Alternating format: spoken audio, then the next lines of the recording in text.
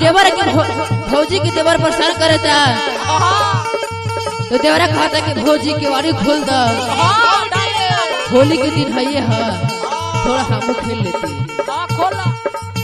तो कैसे कहता देवरा कि फागुन के हाइल बहार बढ़ुए खोल दो के वाड़ी देवर बढ़ुए हो।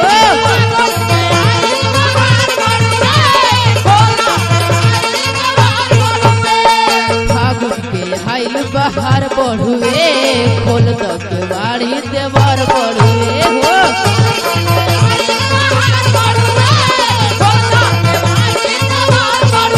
बात बढ़ जाई नहीं त महंगा में हो, बात बढ़ जाई नहीं त महंगा में हो, रंग डालने के बाद तोहरा लहंगा में हो।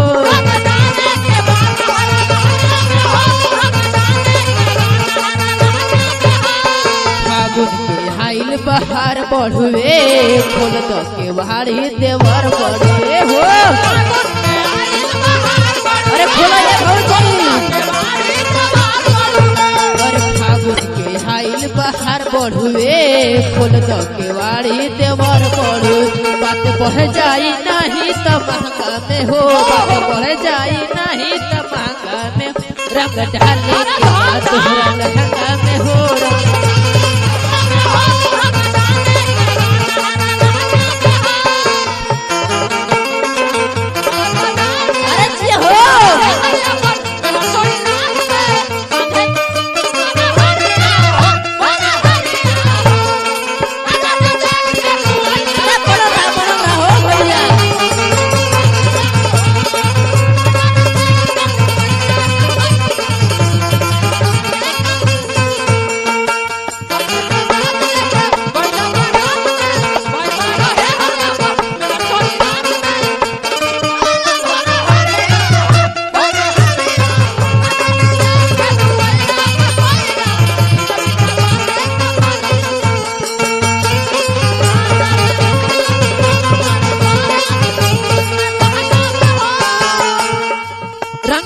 पर गोरे गाल भौजी मेकअप न होई बेकार भौजी।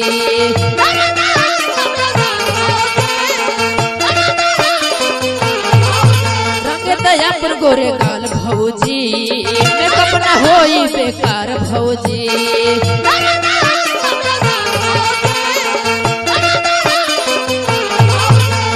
अस होली खेलब तोहरा जंगला में हो, अस होली खेलब तोहरा जंगला में हो, रंग डाले के बाद तोहरा लहंगा में हो।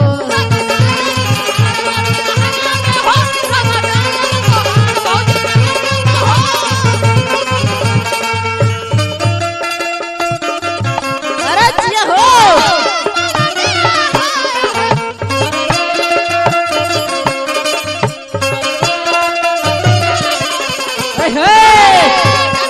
अरे होली होली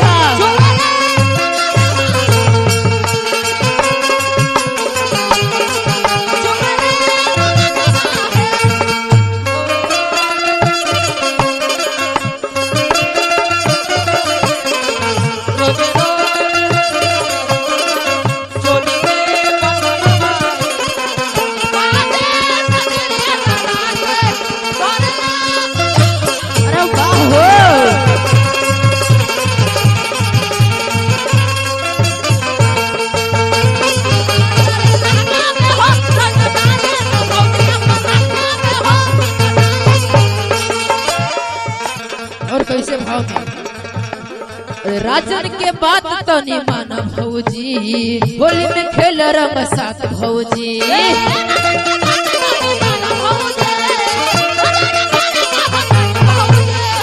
राजन के माना तो नहीं बात भौजी, होली में खेल रंग साथ भौजी।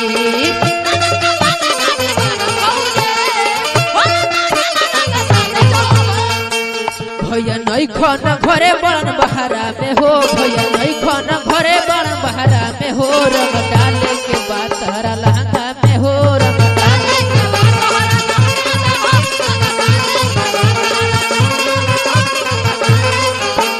फागुन के हाइल बहार बढ़ुए खोल दो के वाड़ी देवर बढ़ुए हो।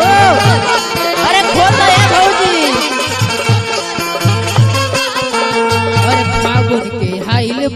बढ़ुए खोल दो केवाड़ी देवर पड़ू बात बढ़ जाई नहीं त महंगा में हो बात बढ़ जाई नहीं त महंगा में रंग ढाले के बाद